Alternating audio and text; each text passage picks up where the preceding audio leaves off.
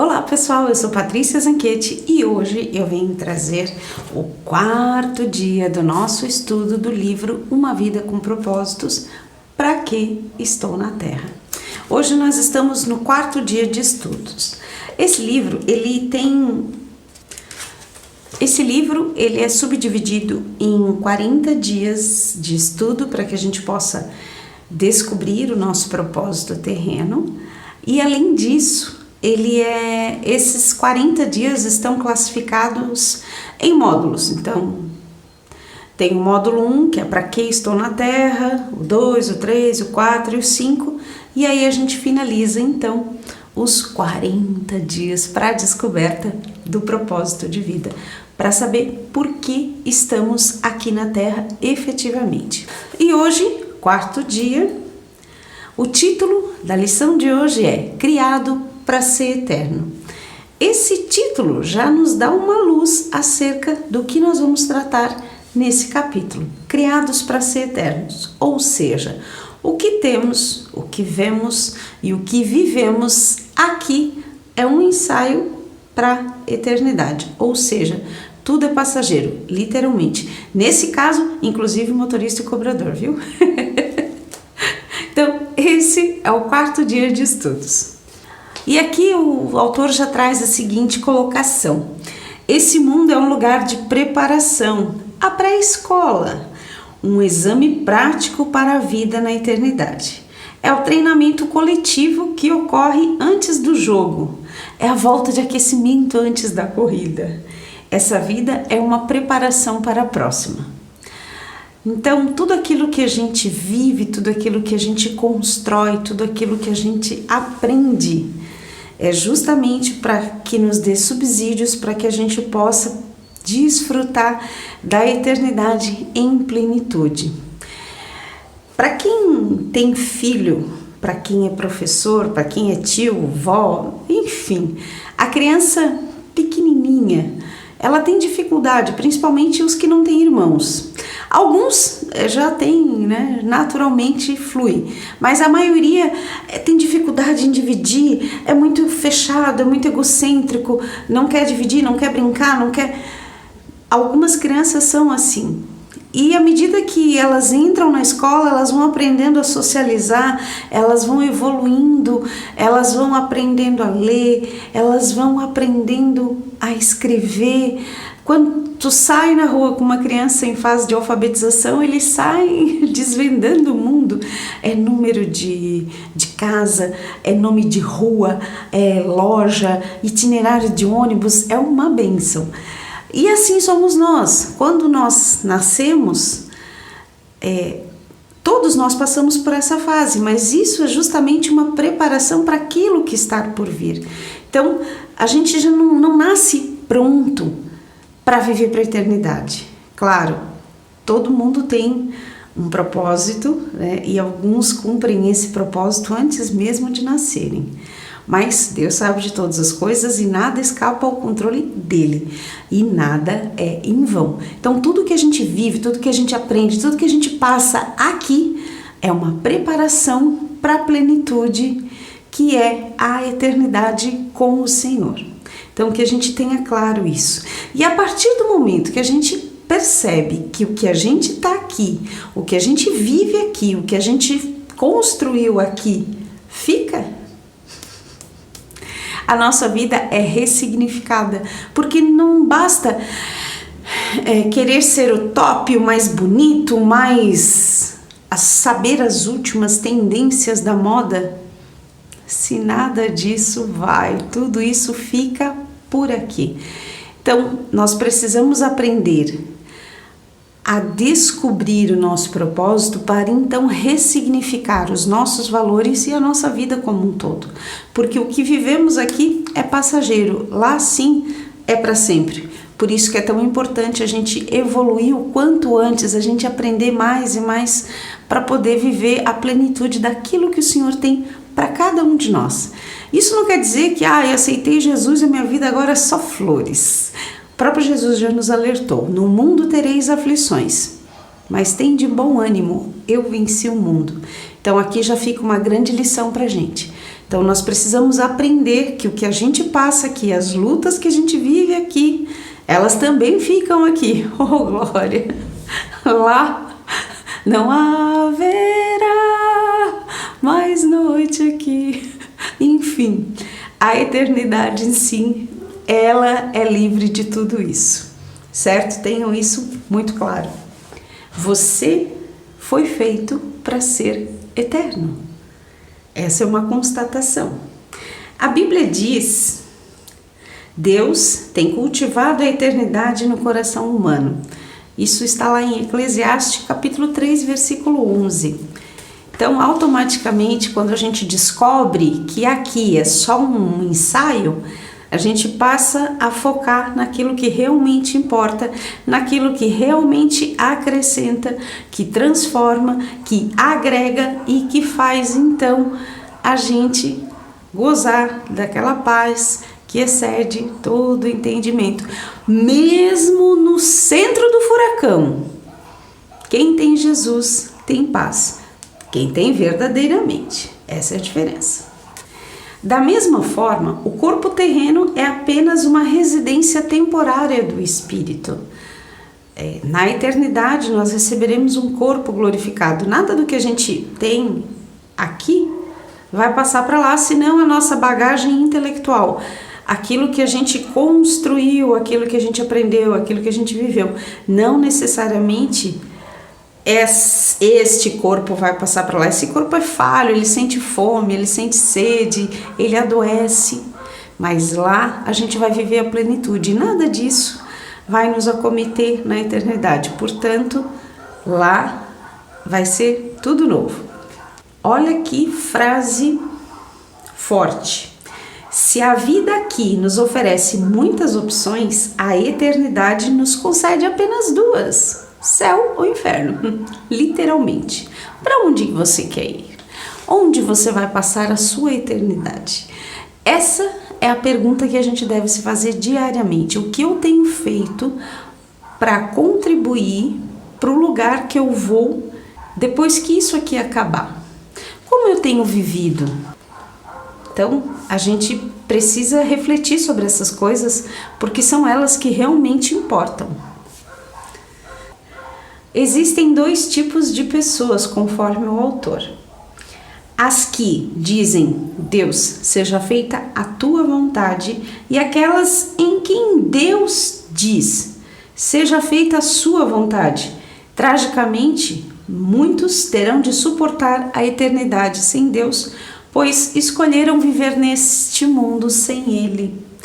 Ou seja, tudo que a gente escolhe aqui vai se refletir na eternidade.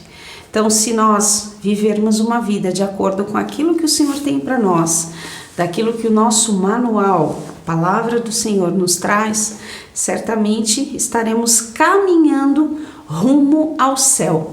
Mas a partir do momento que escolhemos viver e fazer as nossas escolhas de acordo com aquilo que nos agrada, estaremos fadados a ouvir essa questão: seja feita a sua vontade, porque a do Senhor é que todos nós possamos nos encontrar na glória. Por isso mesmo Ele enviou o seu Filho Jesus, para que todos pudessem ter acesso ao céu. Lá em João 3,16 diz assim: porque Deus amou o mundo de tal maneira que deu seu Filho unigênito para todo aquele que nele crê não pereça, mas tenha a vida eterna. E essa é a grande verdade. E se nós tivermos a nossa vida pautada nisso, à luz da eternidade, os valores mudam. Você passa a usar mais sabiamente o dinheiro e o tempo, passa a dar mais valor para a sua personalidade, para os seus relacionamentos, em vez de valorizar coisas, riqueza, status, posição social, realizações ou até mesmo prazeres. Então, a partir do momento que a gente vive com o foco no céu, as nossas prioridades, os nossos valores mudam. A gente passa a querer andar com pessoas que nos fazem crescer, que nos fazem evoluir. Ao contrário, que existem pessoas que nos levam para baixo, e essas pessoas sim a gente precisa se distanciar delas. Ah, mas Jesus é amor, ama teu próximo como a ti mesmo. Sim, mas a gente também precisa fazer escolhas. A salvação, ela é individual. Por mais que eu seja professora do departamento infantil, o meu filho só vai para o céu de acordo com as escolhas que ele fizer.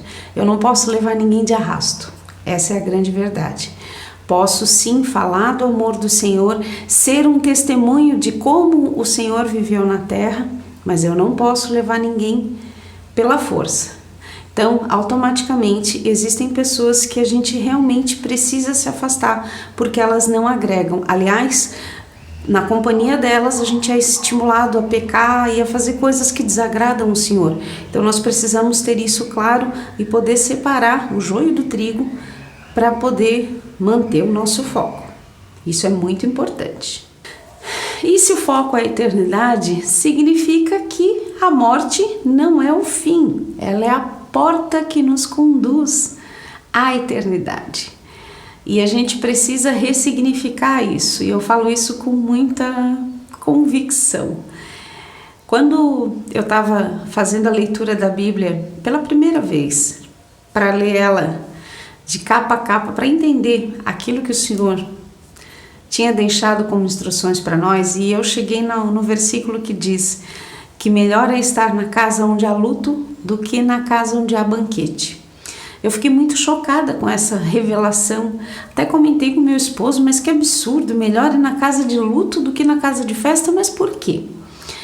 Porque na casa de luto a gente percebe, opa, amanhã pode ser eu, ou até mesmo hoje, a gente não sabe quanto tempo tem aqui. E a gente começa a repensar as coisas e se aproxima mais daquilo que o Senhor espera, porque a gente começa a refletir acerca de para onde a gente vai. Então, é um momento de reflexão. Ao contrário, na casa de festa, não que a festa seja ruim, mas ao contrário, na casa de festa, muitas vezes a gente acaba deixando alguns princípios, alguns valores de lado. Ah, hoje eu posso, é só hoje, eu mereço. E às vezes acaba se permitindo fazer algumas coisas que normalmente você não faria. Quem faz dieta sabe do que eu estou falando. Então, a gente precisa entender que a questão do luto e da festa não é condenando as duas coisas, mas é que um nos leva à reflexão e esperamos que, consequentemente, a mudança de atitude. E o outro nos faz, às vezes, cometer alguns excessos. Então, a gente precisa ter isso muito claro. E para quem tem dúvidas acerca da eternidade, acerca daquilo que nos espera, que o Senhor tem preparado para a gente, a palavra de Deus nos diz assim: este é o significado das Escrituras que dizem que nenhum mero homem jamais viu, ouviu, nem mesmo imaginou que coisas maravilhosas Deus preparou para aqueles que amam ao Senhor. 1 Coríntios capítulo 2, versículo 9.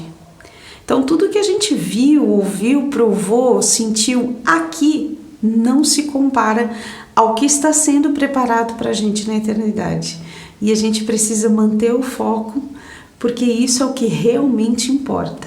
No céu, seremos reunidos como os fiéis amados, libertos de toda dor e sofrimento, recompensados por nossa fidelidade nesse mundo e designados para um trabalho que apreciaremos fazer. Olha que coisa linda! Deus tem um propósito para a sua vida, mas ele não termina aqui. Isso tem que ficar bem claro. Assim como os 9 meses, né? Alguns mais apressados, mas a maioria, alguns passaram 9 meses na barriga da mãe, sendo preparados para o nascimento. Da mesma forma, nós estamos aqui em preparação para aquilo que nos espera, que é uma eternidade com o Senhor.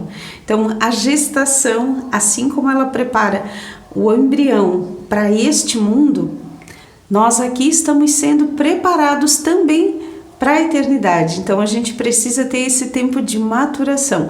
E assim como uns nascem de 38, 39, 40 semanas, Assim também é o nosso tempo aqui. Uns falecem jovens, outros mais idosos, mas enfim, tudo isso faz parte do tempo de preparação que cada um tem na Terra, e o Senhor sabe o quanto cada um precisa estar por aqui, certo? Tema para reflexão do dia 4 da descoberta do propósito: para que estou na Terra. Há muito mais na vida do que apenas o aqui e agora. Isso tem que ficar muito claro. Versículo para memorizar. Este mundo está desaparecendo juntamente com tudo que ele almeja. Mas se você faz a vontade de Deus, viverá para sempre. 1 João, capítulo 2, versículo 17. Pergunta para meditar. Já que fui feito para ser eterno, qual a única coisa que devo parar de fazer e qual a única coisa que devo começar a fazer? Essa é a reflexão para esse dia de estudo. Que Deus te abençoe grandemente, que você possa descobrir o seu propósito e, se Deus quiser, nos encontramos na eternidade. Deus abençoe. Se você gostou desse vídeo, curta, compartilhe, se inscreva no canal.